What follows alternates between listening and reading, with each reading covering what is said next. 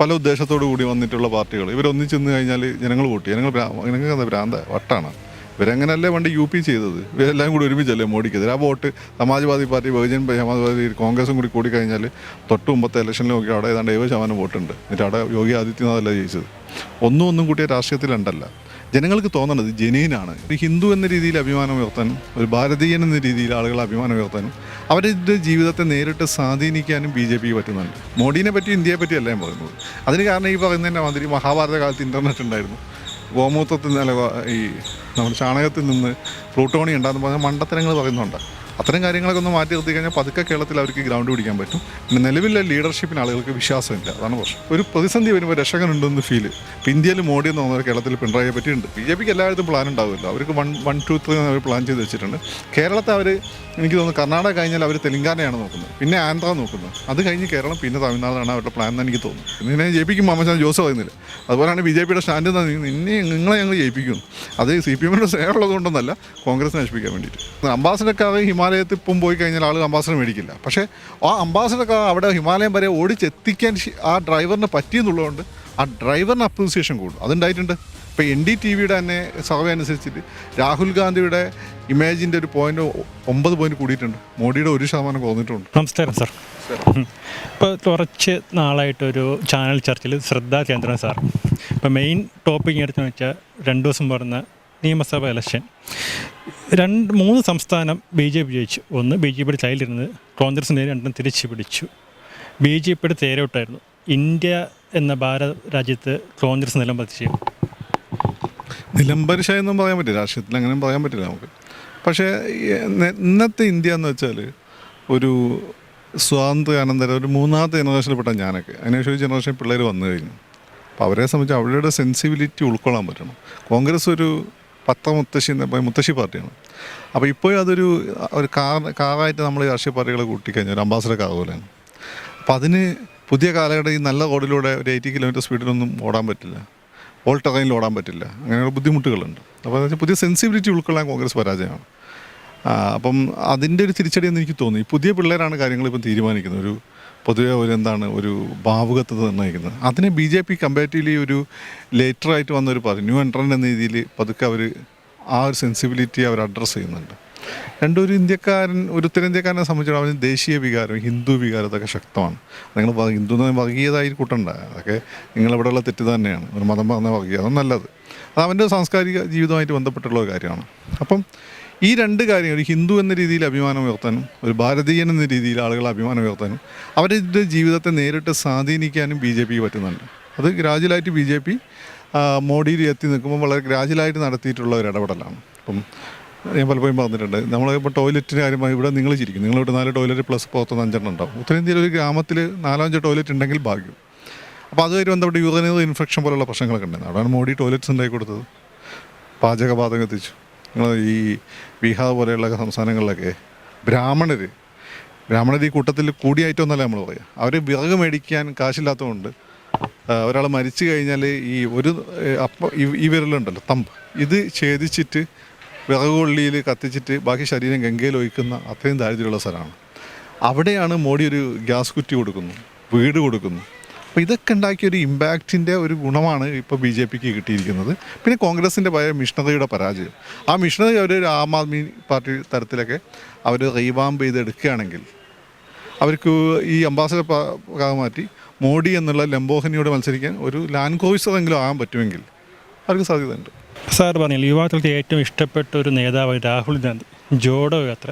ഈ ജോഡോ യാത്ര എന്തുകൊണ്ട് ഈ 5 സംസ്ഥാനങ്ങൾക്ക് കോൺഗ്രസിന് വിജയത്തെ എത്തിക്കാൻ സാധിച്ചില്ല? അതിൻ്റെ യാത്ര കൊണ്ടൊന്നും നിങ്ങൾ അങ്ങനെ എത്തിക്കാൻ പറ്റില്ല. ഈ അംബാസഡറൊക്കെ ഒരിക്കലും ഹിമാലയത്തിൽ പോയെന്ന് വിചാരിച്ചിട്ട് നാട്ടുകാർ മൊത്തം അംബാസഡർ കാർ മേടിക്കുക. പക്ഷേ അംബാസഡർക്കാരൻ്റെ ഡ്രൈവറിനെ ആളുകൾ ഒരുപാട് ജനപങ്കാളിത്തം, ഏറ്റവും കൂടുതൽ യുവാക്കളായിരുന്നു അത് സ്വീകരിച്ചത്. അത് ശരിയാണ്. യുവാക്കൾ ആരാന്നുള്ളത് അത് കോൺഗ്രസ് യുവാക്കളാണ് ബേസിക്കലി, ജനക്കൂട്ടമൊന്നല്ല. കോൺഗ്രസ് ആയിട്ടുള്ള അന്യായങ്ങൾ ഇവിടെ തന്നെ നോക്ക്. ഇവിടുത്തെ സാധാരണക്കാരായ പങ്കെടുത്തിട്ടുണ്ട്. രാഹുൽ ഗാന്ധിനെ കാണാൻ വേണ്ടിയിട്ട് ആളുകൾ, സ്ത്രീകളൊക്കെ ഇറങ്ങിയിട്ട് വന്നിട്ടുണ്ടാവും. അതല്ലാതെ യുവാക്കളെ എന്ന് വെച്ചാൽ ഇപ്പം ജയപ്രകാശ് നാരായണൻ്റെ അടിയന്തരാവസ്ഥയ്ക്ക് മുമ്പുള്ള മൂവ്മെൻറ്റ്, അല്ല ആം ആദ്മി പാർട്ടിയുടെ മൂവ്മെൻറ്റ്, ഇപ്പോൾ മോഡി പോലും ഇന്ത്യൻ യുവത്വത്തിൽ ഉണ്ടാക്കുന്ന ഒരു സ്വാധീനം, അതാണ് യുവാക്കളുടെ കക്ഷി രാഷ്ട്രീയ ഭേദമന്യേ ഉള്ളൊരു സപ്പോർട്ട് കിട്ടണം. അതായത് കുറച്ച് യുവാക്കൾ കൂടിയോണ്ട് മാത്രമായില്ല. അങ്ങനെ കേരളത്തിൽ യുവാക്കൾ വന്ന് അലവലാതികളൊക്കെ ഒരു സ്ഥാനാർത്ഥികളാക്കിയതല്ലേ. എല്ലാവരും ജയിക്കാറുണ്ടോ? തോൽക്കാറുണ്ട്. അപ്പം ജയിച്ചു കഴിഞ്ഞാൽ അപ്പോൾ യുവത്വത്തിൻ്റെ വോട്ടൊന്നല്ല. അല്ല ഇപ്പോൾ സെറി പിള്ളേർ തന്നെ നിർത്തി കഴിഞ്ഞാൽ ചിലപ്പോൾ ഈ പിള്ളേരൊക്കെ ചിലപ്പോൾ നമ്മളെ പ്രായത്തിൽപ്പെട്ടല്ലെങ്കിൽ 2% വോട്ട് അഡീഷൻ വരും. അല്ലാതെ മൊത്തം നമ്മളെടുത്തു ആ രീതിയിലാണ്. യുവത്വം എന്ന് പറയുന്നത് ഒരു ആസ്പിറേഷൻസിന് റെപ്രസെൻ്റ് ചെയ്യുന്നതാണ്. അങ്ങനെ അവർ ആസ്പിറേഷന് റെപ്രസെൻ്റ് ചെയ്യുമ്പോൾ തൊട്ട് മുമ്പുള്ള ജനറേഷൻ അവർ ശരിയാണെന്നുള്ളത് തോന്നും. അങ്ങനെയാണ് അത് ജനകീയമായി മാറുന്നത്. അല്ല ഒരു രാഷ്ട്രീയ പാർട്ടിയുടെ മാത്രം യുവാക്കൾ, ഇപ്പോൾ ഒരു കോൺഗ്രസ്സുകാരൻ യുവാവ് ഇവിടെ രാഹുൽ ഗാന്ധിക്ക് മുദ്രാവാക്യം വിളിച്ച ആളുകൾക്ക് അറിയാവുന്ന നേതാവാൻ വേണ്ടിയിട്ടാണ്. അത് രണ്ടാണ്. മോദിയെ വേറൊരു കാര്യമുണ്ട്, ഞാൻ നേരത്തെ പറഞ്ഞു, അംബാസഡർക്കാർ ഹിമാലയത്തിൽ ഇപ്പം പോയി കഴിഞ്ഞാൽ ആൾ അംബാസഡർ മേടിക്കില്ല. പക്ഷേ ആ അംബാസഡർക്കാർ അവിടെ ഹിമാലയം വരെ ഓടിച്ചെത്തിക്കാൻ ആ ഡ്രൈവറിന് പറ്റിയെന്നുള്ളതുകൊണ്ട് ആ ഡ്രൈവറിന് അപ്രീസിയേഷൻ കൂടും. അതുണ്ടായിട്ടുണ്ട്. ഇപ്പോൾ NDTVയുടെ തന്നെ സർവേ അനുസരിച്ചിട്ട് രാഹുൽ ഗാന്ധിയുടെ ഇമേജിൻ്റെ ഒരു 9 പോയിൻറ്റ് കൂടിയിട്ടുണ്ട്. മോഡിയുടെ 1% കുറഞ്ഞിട്ടുണ്ട്. അത് ശരിയാണ്. രാഹുൽ ഗാന്ധിയുടെ ഇമേജ് വെച്ചിട്ടുണ്ട്, കുറച്ച് മച്ചുറായി എന്നുള്ളൊക്കെ ഫീൽ വന്നിട്ടുണ്ട്. പക്ഷേ സ്റ്റിൽ അംബാസഡർക്കാർ ആരും മേടിക്കാൻ പോകുന്നില്ല. NDTVയിൽ സാറെന്ന് പറഞ്ഞ് രാഹുൽ തന്നെ മെച്ചൂരിറ്റി, അത് എന്തുകൊണ്ട് കോൺഗ്രസിന് അത് പ്രതിഫലിക്കുന്നില്ല? അല്ല, അതൊരു വ്യക്തിയുടെ ഇമേജാണ്. ഇത് കോൺഗ്രസ് രാഹുൽ ഗാന്ധി നടന്നില്ലേ ഇപ്പം ഇന്ത്യയിൽ? അത്ര എളുപ്പമൊന്നല്ല. നിങ്ങൾ നടന്നു നോക്ക്, ഒന്ന് കോഴിക്കോട്ട് വരെ നടന്നു നോക്ക്. അത്ര എളുപ്പമൊന്നല്ലത്. ഒരു ബൈക്ക് ഓടിച്ചു നോക്ക്. അപ്പോൾ അത് ഒരു വ്യക്തിയുടെ വിജയമാണ്. അതുകൊണ്ട് പാർട്ടി ചലിപ്പിക്കാൻ മുമ്പ് രാഹുൽ ഗാന്ധി നോക്കിയതാണ്. അദ്ദേഹം UP 1, 2 സമയത്ത് അങ്ങനെയാണ് കോൺഗ്രസ്സിൽ ഈ സംഘടന ഇലക്ഷനൊക്കെ നടത്തി, യൂത്ത് കോൺഗ്രസ് ഇപ്പോൾ നടത്തിയ ഇലക്ഷനൊക്കെ വന്നത്. പക്ഷേ അത് കൂടുതൽ എഫക്റ്റീവാക്കി നടത്താൻ അദ്ദേഹത്തിന് ആരും സമ്മതിച്ചില്ല. കോൺഗ്രസിൻ്റെ ഓൾഡ് ഗാർഡ്സ് എന്ന് പറയുന്ന ഈ ആൻ്റണി, ഈ ദിഗ്വിജയ് സിംഗും സമ്മതിച്ചില്ല. അതുകൊണ്ട് അദ്ദേഹം കൊണ്ടുവന്ന മാറ്റങ്ങൾ ഒരു ഉപരിപ്ലവമായിപ്പോയി. താഴോട്ട് ഇറങ്ങി പോകാൻ പറ്റിയില്ല. അത് ഇറങ്ങിപ്പോകാൻ പറ്റിയിരുന്നെങ്കിൽ ഇവിടെ ആം ആദ്മി പാർട്ടി ഉണ്ടാവില്ലായിരുന്നു. ആ സമയത്ത് കോൺഗ്രസ് പുതിയ ഒരു അംബാസഡർക്കാരായിട്ട്, അതായത് നല്ല ഒരു 4 വീൽ ഡ്രൈവൊക്കെ ഉള്ള നല്ല സെറ്റപ്പായിട്ടുള്ള ഈ പറയുന്ന ഗംഭീര ഡാഷ്ബോർഡും ഗംഭീര ഷാസിയും ഒക്കെ ഉള്ള ഒരു ലാൻഡ് ക്രൂയിസറിൻ്റെ അല്ലെങ്കിൽ മെസരട്ടിയുടെയൊക്കെ എൻജിൻ പവറുള്ള ഒരു വണ്ടിയായിട്ട് വരികയായിരുന്നു. പക്ഷേ സംഭവിച്ചില്ലല്ലോ. മോദി സർക്കാർ ഇന്ത്യയിൽ 2 പ്രാവശ്യം ഭരണത്തിൽ വന്നു. അടുത്ത ഭരണം തകർത്താൻ വേണ്ടി കോൺഗ്രസിന് പറ്റാത്തതുകൊണ്ടാണ് ഇന്ത്യ മുന്നണി വന്നത്. ഇന്ത്യ മുന്നണി കൊണ്ട് മോദിക്ക് പരാജയം 2024 ഇലക്ഷൻ വരെയാണ്. എങ്ങനെ സംഭവിക്കാണ്? പല ഉദ്ദേശത്തോടു കൂടി വന്നിട്ടുള്ള പാർട്ടികൾ ഇവരൊന്നിച്ച് നിന്ന് കഴിഞ്ഞാൽ ജനങ്ങൾ വോട്ട്. ജനങ്ങൾക്ക് ഭ്രാന്ത വട്ടാണ്. ഇവരെങ്ങനെയല്ലേ പണ്ട് UP ചെയ്തത്? ഇവരെല്ലാം കൂടി ഒരുമിച്ചല്ലേ മോഡിക്കെതിരെ. ആ വോട്ട് സമാജ്വാദി പാർട്ടി, ബഹുജൻ സമാജ്വാദി, കോൺഗ്രസും കൂടി കഴിഞ്ഞാൽ തൊട്ട് മുമ്പത്തെ ഇലക്ഷനിൽ നോക്കി അവിടെ ഏതാണ്ട് 70% വോട്ടുണ്ട്. എന്നിട്ട് അവിടെ യോഗി ആദിത്യനാഥല്ല ജയിച്ചത്. ഒന്നും കൂട്ടിയ രാഷ്ട്രീയത്തിലുണ്ടല്ല. ജനങ്ങൾക്ക് തോന്നണത് ജെന്യൂനാണ്. അടിയന്തരാവസ്ഥ കാലത്ത് ഇന്ദിരാഗാന്ധിക്കെതിരെ മൂവ്മെൻറ്റ് വന്നപ്പോൾ ജനങ്ങൾ വോട്ട് ചെയ്ത് ജെന്യൂൻ ആണെന്നാണ് ജനങ്ങൾക്ക് തോന്നിയത്. ഇത് വ്യത്യസ്ത രാഷ്ട്രീയ പാർട്ടി, വ്യത്യസ്ത താല്പര്യങ്ങൾ ഇവരെ കയ്യിൽ ഈ രാജ്യത്തെ ഏൽപ്പിച്ചു കൊടുത്തു കഴിഞ്ഞാൽ ഇവർക്ക് ഓരോരുത്തർക്കും പ്രധാനമന്ത്രിയാണോ? അപ്പോൾ ഈ രാജ്യം എങ്ങോട്ട് പോകും? 2 തവണ ഇവിടെ കോൺഗ്രസും BJP അല്ലാത്ത ഗവൺമെൻറ് വന്നു 90-കളിൽ. ആ 2 സമയം ഭരണസമ്പന്നമായത് ഒരു നല്ല കാര്യം നടത്താൻ പറ്റിയിട്ടില്ല. ഫയലുകൾ നീങ്ങിയിട്ടില്ലായിരുന്നു. 4 പ്രധാനമന്ത്രിമാരുണ്ടായി, ഒരു ഫയലും നീങ്ങിയിട്ടില്ല. അപ്പോൾ അങ്ങനെ അവസ്ഥ നമ്മുടെ രാജ്യത്ത് വരാൻ ആളുകൾ ആഗ്രഹിക്കും. 2, ഇവർക്ക് എന്ത് സ്ഥിരതയാണ് ഉറപ്പുവരുത്താൻ പറ്റുക? ഇവിടെ CPM കോൺഗ്രസിനെതിരെ എന്താ പറയുന്നത് നമുക്ക് അറിഞ്ഞൂടെ? വേണുഗോപാൽ എന്താണ് CPM-ന് പറയുന്നത് നമുക്ക് അറിഞ്ഞൂടെ? അതൊക്കെ ഒരു ഉട്ടോപ്യൻ സ്വപ്നമാണ്. BJPക്കെതിരെ ഓൾട്ടർനേറ്റീവ് വരുമ്പോൾ അത് ആം ആദ്മി പാർട്ടി പോലെ, കോൺഗ്രസ് പോലെ ക്രെഡിബിൾ ഓൾട്ടർനേറ്റീവ് ആയിരിക്കണം. അല്ലെ കേരളത്തിലെ CPM പോലെ നിങ്ങളൊരു അവിയൽ കൂട്ടുകെട്ട് ഉണ്ടാക്കിയ നാട്ടുകാർ വിശ്വസിക്കാൻ പോകുന്നില്ല. മോദിയെ തകർത്താൻ കോൺഗ്രസിനും ഇന്ത്യ മുന്നണിക്കും പറ്റില്ല. അപ്പോൾ മോദിക്ക് ഇനി പരാജയമില്ല. മോദി എന്ന് ഞാൻ ചുരുക്കുന്നില്ല. ഇന്നത്തെ BJP ഈ ഗവൺമെൻറ്റിനെ തകർക്കാൻ അല്ല, അവരുടെ മിഷനറി ഉണ്ടല്ലോ. നമ്മൾ മോഡി എന്ന് പറയുമ്പോൾ അതിൻ്റെ പിന്നിൽ പ്രവർത്തിക്കുന്ന ഒരുപാട് ആളുകളുണ്ട്. അവരെ നമ്മൾ കാണാതെ പോവുകയാണ്. മാസപ്പണ്ട് അങ്ങനെ ഇന്ദിരാഗാന്ധിയുടെ പിന്നിൽ ഒരുപാട് ആളുകളുണ്ട്, അത് നമ്മൾ കണ്ടിട്ടില്ല. അതിനെ ആ ഒരു മിഷനെ തകർക്കാൻ നിലവിലുള്ള സിസ്റ്റത്തിൽ ഇന്ത്യയിൽ ഒരു രാഷ്ട്രീയ പാർട്ടിക്കും സാധ്യമല്ല. കേരളത്തിലൊക്കെ പറ്റും പ്രാദേശികമായിട്ട്. ദേശീയ തലത്തിൽ അവർക്ക് ഒരു ഫോർമിഡബിൾ ഒപ്പോണൻറ്റ്. ഇപ്പോൾ അമേരിക്ക ലോകശക്തിയാണ്. അമേരിക്കൻ്റെ പൈസ ഒന്നും ഇല്ലെങ്കിൽ പോലും അവരുടെ കയ്യിലുള്ള ആയുധങ്ങൾ ഇന്ത്യനെയൊക്കെ അപേക്ഷിച്ച് 2-3 ജനറേഷൻ ഹെഡാണ്. ഒന്നും ചെയ്യാൻ പറ്റില്ല. അതുപോലെ നിലവിലുള്ള സാഹചര്യത്തിൽ ചുരുങ്ങിയിട്ട് 5 വർഷത്തേക്കെങ്കിലും ഈ ഒരു സ്റ്റാൻഡേർഡ് പ്രഷറിൻ്റെ ടെമ്പറേച്ചർ പ്രഷർ നമ്മൾ കെമിസ്ട്രി പറയും. അതായത് ഒരു കോണ്ടക്സ്റ്റിൽ ഒരു കൃത്യമായിട്ടുള്ള ഒരു പ്രഷറും ടെമ്പറേച്ചറും മെയിൻറ്റെയിൻ ചെയ്ത ഒരു സാഹചര്യം അതാണ് സ്റ്റാൻഡേർഡ് ടെമ്പറേച്ചർ പ്രഷർ എന്ന് പറയുന്നത്. അങ്ങനെയുള്ള ഒരു പൊളിറ്റിക്കൽ കോണ്ടക്സ്റ്റിൽ സാഹചര്യത്തിൽ മോഡിനെ തോൽപ്പിക്കുക എന്നുള്ളത് ഇന്ന് നടക്കാത്ത കാര്യമാണ്. 2024 ഇലക്ഷൻ കോൺഗ്രസിന് എത്രത്തോളം പരാജയം ഏറ്റുവാങ്ങേണ്ടി വരും? കോൺഗ്രസിൻ്റെ ഇപ്പോഴത്തെ അവസ്ഥ ഒരുപാടൊന്നും മുന്നോട്ട് പോകാൻ സാധ്യതയല്ല. ഈ 40 സീറ്റുകൾ മെയിൻറ്റെയിൻ ചെയ്ത് കിട്ടിയ ഭാഗ്യം. പിന്നെ വേറൊരു കാര്യമുണ്ട്, അതിന് ശേഷം എന്തൊക്കെ സംഭവിക്കും നമുക്കറിയാൻ പറ്റും. ചെറിയ പ്രദേശങ്ങളിൽ ചെറിയ മണിപ്പൂർ പോലെ പ്രശ്നങ്ങൾ ഉണ്ടായാൽ മതി, നമുക്കറിയില്ല. എങ്കിലിപ്പോൾ നിലവിലുള്ള സാഹചര്യത്തിൽ ഒരുപാടൊന്നും പ്രതീക്ഷിക്കുന്ന അർത്ഥമുണ്ടെന്ന് തോന്നുന്നില്ല. ഇന്ത്യൻ രാഷ്ട്രീയം വിട്ട് കേരളത്തിൽ എന്തുകൊണ്ട് കേരളത്തിൽ BJP ക്ലച്ച് പിടിക്കുന്നില്ല? കാരണം ഒരു മോദി തെരഞ്ഞെടുപ്പ് കേരളത്തിൽ എന്തുകൊണ്ട് ആഞ്ഞടിക്കുന്നില്ല? ഒന്ന് പ്രധാനമായിട്ടും മുന്നണി സംവിധാനമാണ്. മുന്നണി സംവിധാനം വളരെ സ്ട്രോങ് ആണ്. BJPക്കാർ അതിന് വഴി കണ്ടുപിടിച്ചിട്ടുണ്ട്. തുടർച്ചയായിട്ട് ഏതോ ഒരു മുന്നണിയും ജയിപ്പിക്കുക. അത് അതിനോട് അവർക്ക് താല്പര്യം ഉണ്ടായിട്ടൊന്നല്ല. അവർ പറയുന്നത് വെച്ചാൽ തുടർച്ചയായ അധികാരത്തിൽ നിന്ന് കഴിഞ്ഞാൽ LDF നശിച്ചു പോകും. തുടർച്ചയായി പ്രതിപക്ഷത്തിൽ നിന്നാൽ കോൺഗ്രസ് നശിക്കും. തുടർച്ചയായി ഭരണത്തിൽ നിന്നാൽ കോൺഗ്രസ് നശിക്കില്ല. തുടർച്ചയായി പ്രതിപക്ഷത്തിൽ നിന്നാൽ LDF നശിക്കില്ലെന്നാണ് അവർ പറയുന്നത്. അപ്പോൾ അവർ അവരുടെ താല്പര്യത്തിന് വേണ്ടിയിട്ട് ക്രോസ് വോട്ട് ചെയ്യുന്നുണ്ട് ഇപ്പം. അപ്പോൾ അങ്ങനെ ഈ മുന്നണി സംവിധാനമായിരുന്നു അവരുടെ ഏറ്റവും വലിയ പ്രശ്നം. പിന്നെ രണ്ടാമതായി കേരളത്തിൽ മൈനോറിറ്റി കമ്മ്യൂണിറ്റി ഏതാണ്ട് 50% ഉള്ള സ്ഥലമാണ്. അവർക്ക് BJPയെ സംബന്ധിച്ച് ഉത്തരേന്ത്യയിൽ നടക്കുന്ന കലാപങ്ങളിലും ഒക്കെ പുറത്ത് അവർക്ക് നല്ല പേടിയുണ്ട്. ഇവിടെ തന്നെ സൈബർ സ്പേസിലൊക്കെ ചില BJPക്കാർ നടത്തുന്ന വാക്കുകളൊക്കെ കണ്ടു കഴിഞ്ഞാൽ മുസ്ലിംസിന് നല്ലൊരു പങ്ക് ക്രിസ്ത്യൻസിന് നല്ല പേടിയുണ്ട്. അതുകൊണ്ടാണ് അടുക്കാൻ മടിക്കുന്നത്. അതിനകത്ത് സുരേഷ് ഗോപിനെ പോലുള്ള ആളുകളെ ജനങ്ങൾക്ക് ഇഷ്ടമാണ്. പക്ഷേ BJP അതുകൊണ്ടാണ് വോട്ട് ചെയ്യാത്തത്. ഒന്നത്. രണ്ടാമത്തെ കാര്യം എന്ന് വെച്ചാൽ ഈ പറയുന്ന BJP ഈ ന്യൂനപക്ഷങ്ങളെ അടുക്കാൻ ശ്രമിക്കുമ്പോൾ അവരുടെ ശ്രമം ആത്മാർത്ഥമാണെന്ന് ഫീൽ ഉണ്ടാവുന്നില്ല. പക്ഷേ അവിടെ സുരേഷ് ഗോപി ജയിക്കുന്നത് അദ്ദേഹം സിൻസിയർ എന്ന ആളുകൾക്ക് ഫീലുണ്ട്. അപ്പം അദ്ദേഹം MP ആയിരുന്ന സമയത്തൊക്കെ ഏറ്റവും കൂടുതൽ ഹെൽപ്പ് ചെയ്തത് കോവിഡ് സമയത്തൊക്കെ ന്യൂനപക്ഷങ്ങൾക്കാണ്. ആരും പറയുന്നില്ല എന്നേ ഉള്ളൂ, കാരണം സംഖ്യ എന്നുള്ള പേര് കിട്ടുമെന്ന് വിചാരിച്ചിട്ട്. രണ്ടാമത്, കേരളത്തിലെ മനസ്സൊരു ഇടതുപക്ഷ മനസ്സാണ്. ആ ഇടതുപക്ഷ മനസ്സ് ഉള്ള ഹിന്ദുസ്, അതിൽ പ്രധാനമായിട്ടും കേരളത്തിലെ 2 നായർ കമ്മ്യൂണിറ്റി, ഈഴവ കമ്മ്യൂണിറ്റിയാണ്. അവർ അതിൽ നായർ കമ്മ്യൂണിറ്റിയിൽ സംഘത്തിൽ നല്ല സ്വാധീനമുണ്ട്. പക്ഷേ ഈഴവരുടെ ഇടയിലേക്ക് പോകാൻ പറ്റിയില്ല. അവർക്ക് BJP പറയുന്ന ഈ ചാണകത്തിൽ നിന്ന് പ്ലൂട്ടോണി ഉണ്ടാക്കാം എന്നൊക്കെ പറയുന്ന സാധനങ്ങളൊന്നും അവരുടെ ഇടയിൽ മണ്ടത്തരമൊന്നും അവർക്ക് തന്നെ അറിയാം. അവർ തമാശയായിട്ടൊക്കെ കരുതുന്നു. അപ്പോൾ ഇത്തരം മണ്ടത്തരങ്ങളൊക്കെ ഉത്തരേന്ത്യ പറയുമ്പോൾ അതിൻ്റെ ഇമ്പാക്റ്റ് കേരളത്തിലുണ്ടാവും. പിന്നെ കേരളത്തിലെ BJP ലീഡർഷിപ്പിനെ പറ്റി മുരളീധരൻ ഒഴിച്ചുള്ള ലീഡർഷിപ്പിനെ പറ്റി ആർക്കും വലിയ മതിപ്പൊന്നുമില്ല. ഈഴവ കമ്മ്യൂണിറ്റി പോലും ഇല്ല. പിന്നെ ഈഴവ കമ്മ്യൂണിറ്റിയിലാണ് അവർക്ക് കുറച്ച് ആളുകളെ കിട്ടിക്കഴിഞ്ഞാൽ മാത്രമാണ് അവർക്ക് ഹിന്ദു കമ്മ്യൂണിറ്റിയിൽ ഒരു ബേസ് ശക്തിപ്പെടുത്താൻ പറ്റും. നായർ കമ്മ്യൂണിറ്റി കുറച്ച് ആളുകളുണ്ട്, പക്ഷേ അവർ നല്ല പങ്ക് കോൺഗ്രസിൻ്റെ കൂടെ. കാരണം അവർക്ക് ഈ തീവ്ര കമ്മ്യൂണൽ ഉത്തരേന്ത്യയിൽ വരുന്ന സാധനങ്ങളോട് യോജിക്കാൻ പറ്റാത്ത ആളുകളാണ്. അതുകൊണ്ടാണ് NSS അവരൊരു യോജിക്കാത്തത്. ആ നിലപാട് ഉത്തരേന്ത്യയിൽ നിന്ന് ഒരു കാര്യം പറയുമ്പോൾ അതിൻ്റെ ഇമ്പാക്റ്റ് ഇവിടെ ഉണ്ടാകുന്ന അവർ മനസ്സിലാക്കണം. മണിപ്പൂരിൽ ഒരു കലാപം ഉണ്ടാകുമ്പോൾ അതിൻ്റെ ഇമ്പാക്റ്റ് തൃശ്ശൂർ സുരേഷ് ഗോപി മത്സരിക്കുമ്പോൾ ഉണ്ടാകുന്ന അവർ മനസ്സിലാക്കണം. അപ്പോൾ ആ ഒരു പ്രശ്നമുണ്ട്. ഇപ്പം ഈഴവ കമ്മ്യൂണിറ്റിയെ സംബന്ധിച്ചിടത്തോളം ഇവർ ബേസിക്കലി എന്താണ് ഒരു നെഗറ്റീവ് ഇമ്പ്രഷൻ ഇപ്പം അവരെ പറ്റിയുണ്ട്. പിന്നെ അവർ കിട്ടിയ ഗോൾഡൻ ചാൻസ് ആയിരുന്നു വെള്ളാപ്പള്ളി സജീവമായി നിന്നിരുന്നത് BDS. ആ സമയത്ത് പക്ഷേ തുഷാറിനൊരു മന്ത്രിസ്ഥാനമോ ഒരു MP സ്ഥാനമോ ഒന്നും അവർ കൊടുത്തിരുന്നെങ്കിൽ കുറച്ചുകൂടി അത് ഇമ്പാക്റ്റ് ഉണ്ടാക്കിയത്. അത് കൊടുക്കാതെ തുഷാറിനെയൊക്കെ പറ്റിച്ചു എന്നൊരു ഫീൽ ആ കമ്മ്യൂണിറ്റിയിലുണ്ട്.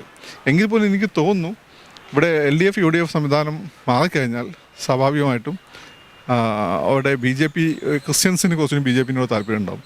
മുസ്ലിം കമ്മ്യൂണിറ്റിയിൽ ഒരു ബിസിനസ് ക്ലാസ്സിനൊരു താല്പര്യം BJPയോട് വരും. ഈഴവ കമ്മ്യൂണിറ്റിയിലും യുവാക്കളുടെ BJPയുടെ താല്പര്യം വരും. പക്ഷേ അവിടെ BJP പറയുന്നത് കുറച്ചുകൂടി സെൻസിബിളാണ് BJP.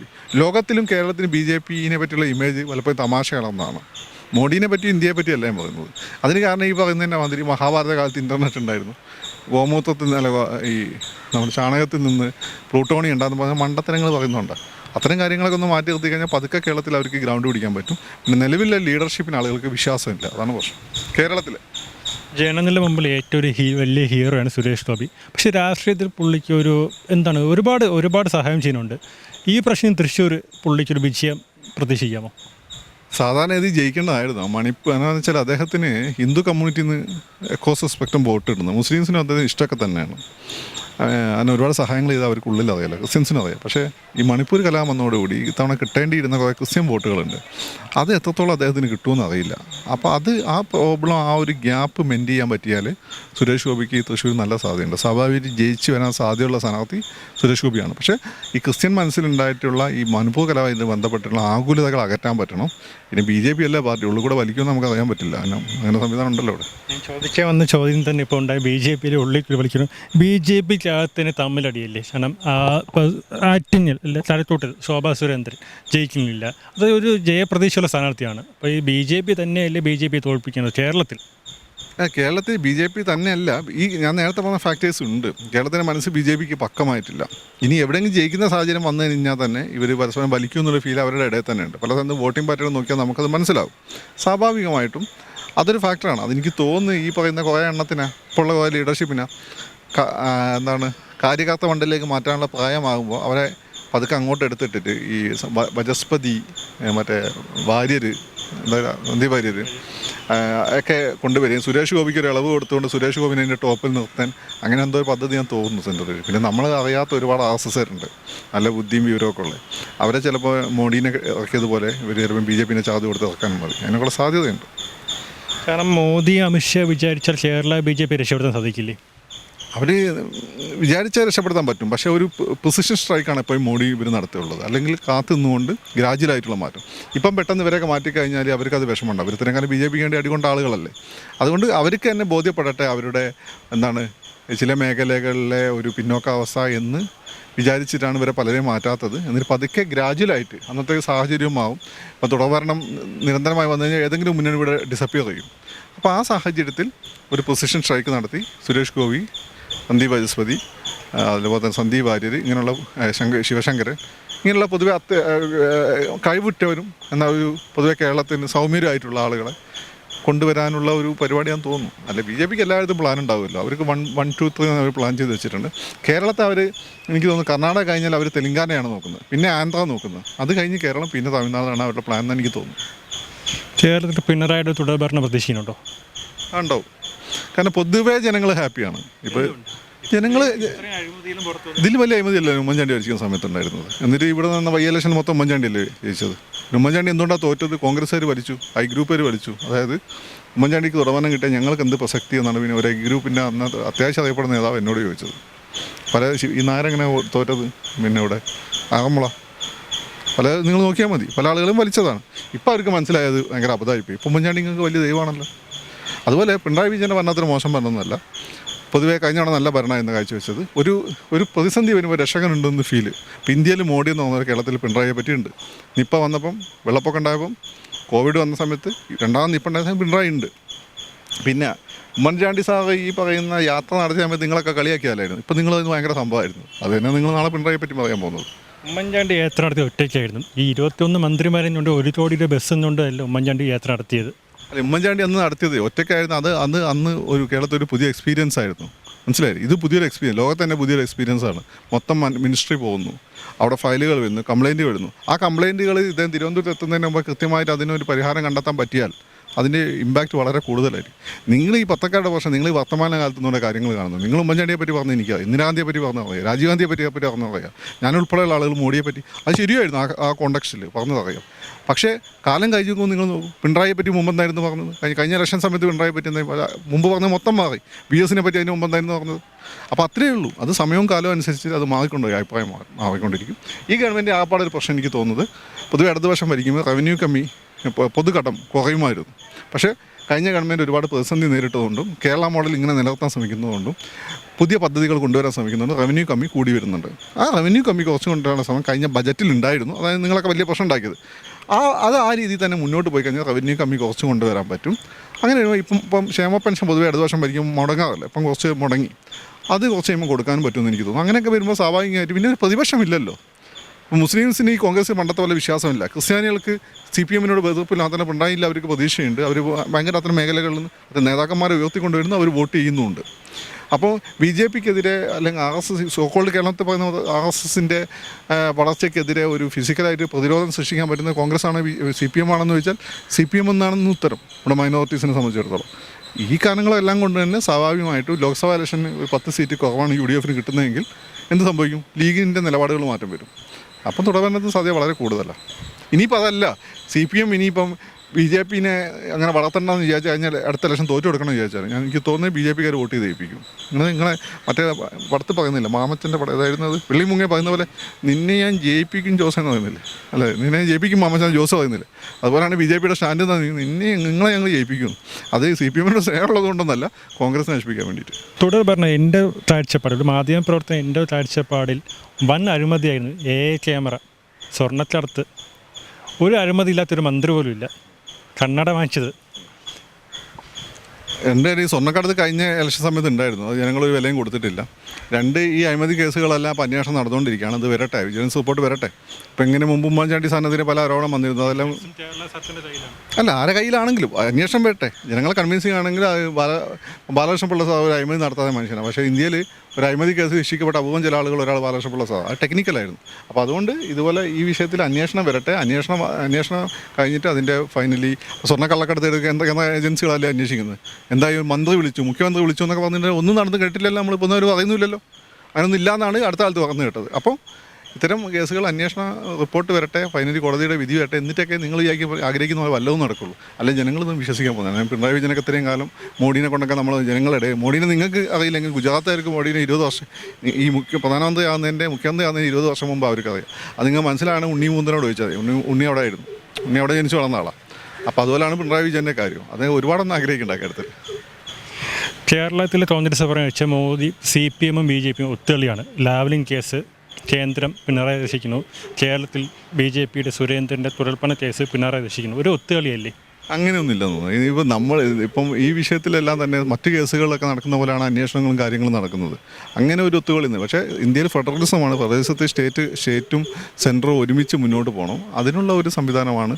ആ രീതിയിൽ നിങ്ങൾ അതുപോലെ ദിവസം പോയി അടി ഉണ്ടാക്കാൻ പറ്റുമോ? ആ ഒരു സഹനം അത് ഉമ്മൻചാണ്ടി സാർ ഭരിച്ചപ്പോൾ അന്ന് നിങ്ങളെന്താ പറഞ്ഞത്? ഉമ്മൻചാണ്ടി ഇതേ CPM-നെതിരെ അദാനിക്ക് പോർട്ട് കൊടുത്തിട്ട് ഇവിടെ BJP അതിൻ്റെ ടൈപ്പ് ഉണ്ടാക്കിയിരിക്കുന്നു. അപ്പം നിങ്ങളത് പറയുന്നില്ലേ? ആ പറയുന്ന കാര്യമില്ല. അവസാന ചോദ്യം, ഇന്ത്യയുടെ അടുത്ത പ്രധാനമന്ത്രി മോദിയും കേരളത്തിൻ്റെ അടുത്ത മുഖ്യമന്ത്രി പിണറായി വിജയനായിരിക്കും?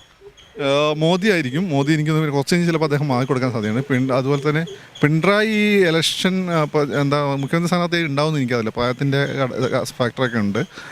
ഇനിയിപ്പോൾ അദ്ദേഹം ഉണ്ടെങ്കിൽ തന്നെ എനിക്ക് തോന്നുന്നു അദ്ദേഹം റിയാസിനല്ല പാർട്ടി അല്ല, റിയാസ് നല്ല നേതാവൊക്കെ തന്നെ. ഈ കൂട്ടത്തിൽ ഏറ്റവും നല്ല മന്ത്രിമാരാണ്. എനിക്ക് റിയാസിനെ പഠിക്കുന്ന കാലം തൊട്ട് ഞങ്ങളൊക്കെ നേതാവായിരുന്നു. തൊട്ടും വളരെ അന്ന് അവൻ കമ്മീഷണർ മോനായിരുന്നു. ആ തോന്നലൊന്ന് അന്നേ ആ ഫീൽ അവനില്ല. ഞാൻ കമ്മീഷണർ മോനാണെന്ന് മത്സരിച്ച് നടക്കുന്ന ആളോ ഒന്നുമല്ല.